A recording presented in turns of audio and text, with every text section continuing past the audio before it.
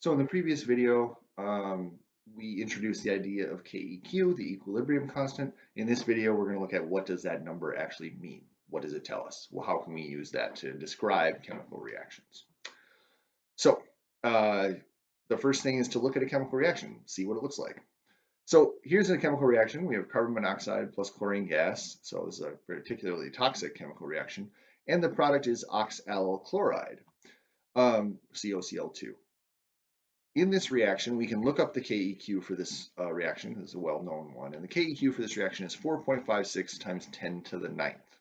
Now, there are never any units on Keqs, equilibrium constants, because of course they are just ratios of concentrations. So we just use them as numbers. There are no units associated with it. But what does this mean? If we have a Keq of 4.56 times 10 to the ninth, that's a really big number. What does that tell us about our reaction? So we know that Keq is the ratio of products to reactants with some exponents thrown in. In fact, we can write out the actual expression for Keq in this case because we know what the chemical reaction looks like, right? So here we have concentration of COCl2 over the concentration of carbon monoxide times the concentration of chlorine. Right? So our reactants are on the bottom, our products are on the top. If Keq is this large, what that tells us is that we have a very large concentration of reactants present at equal, or I messed it up. We have a very large concentration of products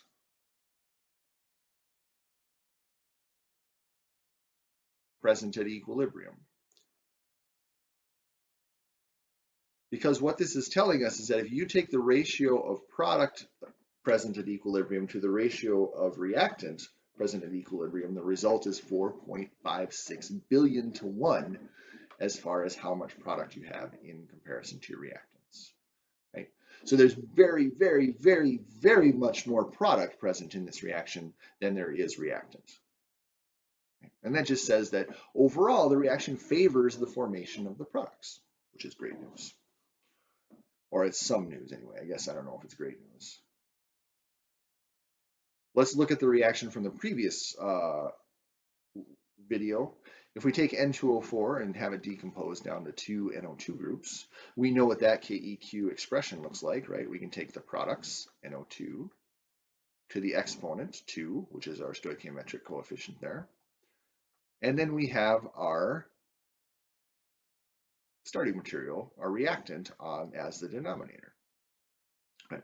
The Keq for this reaction is much different. It's smaller. It's 0.212.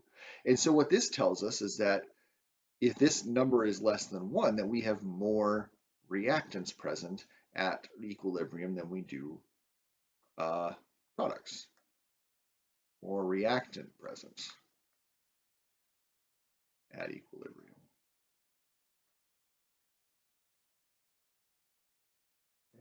And so the size of Keq tells us something about the reaction, right? It tells us which side of the reaction is going to be favored. If Keq is very, very large, or just large, the products are going to be favored, right? Because that means that in our ratio, the product is the larger term.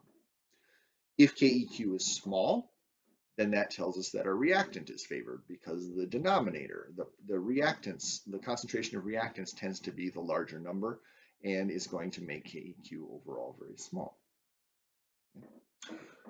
So what happens? Let's look at this reaction. So what if I put COCl2 on the reactant side and put carbon monoxide and chlorine gas on the other side? What would you predict the Keq of this reaction to be? Now, first of all, you're going to predict that it's going to be very small because we already know that at equilibrium for this reaction, this side of the reaction is favored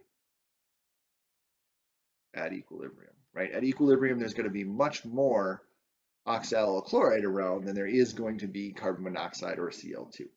And so we would expect Keq to be very small. In fact, the amount, the Keq is 1 over 4.56 times 10 to the ninth for this reaction. Because what we've done is, of course, we've just, the Keq for the expression for this is now products, CO, Cl2, over reactants, CoCl2. And of course, this is just the reciprocal of the Keq expression that we had on the previous slide. So if we look at that, right, remember this Keq expression and compare it to this one here. Right? Those are just reciprocals of each other. And so of course the Keq is the reciprocal. So if you invert the reaction and make your products your starting materials, or your products your reactants, and your reactants your products, you're going to get the reciprocal of Keq. Right? You can also add two reactions together, right? So let's take, I know I'm kind of using the same examples, but that's okay. Let's take 2 moles of NOBr, and they're going to decompose to 2 moles of NO plus Br2. Right? And that reaction has a Keq value of 0.014.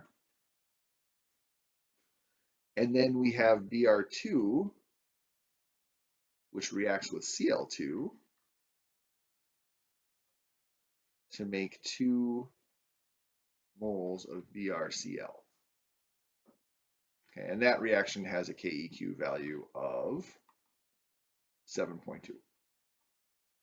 Okay, and these are just values that I'm looking up. We'll calculate some equilibrium constants here in a minute. But if we add these two reactions together, right, so what you get is NOBr plus 2NO plus Br2.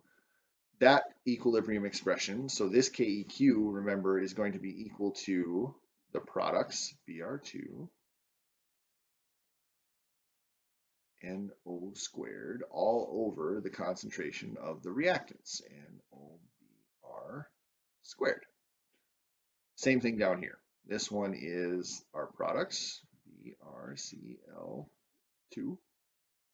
squared is equal to the concentration of Br2 times the concentration of Cl2. Right? Great.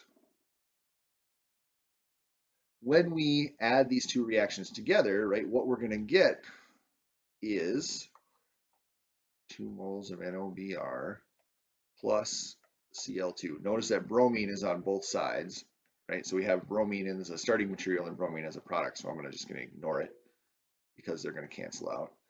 And we get 2 moles of NO plus 2 moles of BrCl. And so what's the Keq of this reaction? The Keq of this reaction is the products BrCl squared NO squared over the reactants, which is going to be NOBr squared and Cl2. And of course, well, hopefully what you'll notice is that this Keq expression for the whole reaction is actually the product of these two, right? The bromines cancel out because you have one in the numerator and one in the denominator.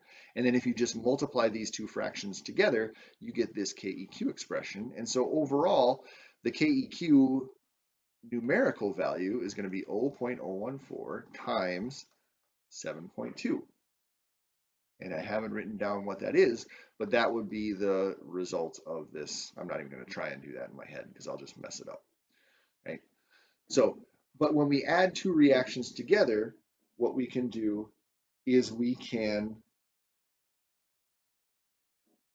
multiply their Keqs and get the new Keq for the overall reaction. So I couldn't help myself. I was too curious. So now I'm multiplying it out. So you get 0.101 for your new Keq. And notice that this reaction is going to favor the reactants, right? Which makes sense because NOBr making NO and Br2 is a very slow reaction. The equilibrium on this one favors, it's not very slow. This is not rates anymore, right? The equilibrium favors the reactants in this reaction. And so this reaction will never really produce that much NO. It'll never produce that much Br2, so this second reaction will never really take off. And so it makes sense. We have a small value here, we have a small value overall. So I'm going to write out the rules for manipulating Keq because I think They are important to have in one place, right? So the first one is, if you reverse the reaction,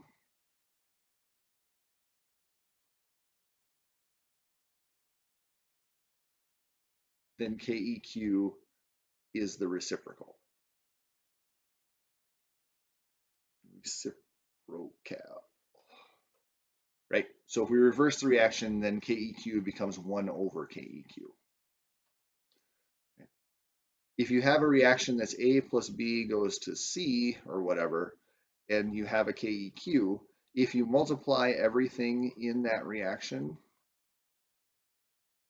by some stoichiometric coefficient, right? Because all the stoichiometric coefficients become exponents, the Keq of this reaction is going to be Keq squared, right? And that's just how we set up, like write out the Keq expressions for each of these, and you'll see that that's generally going to be true.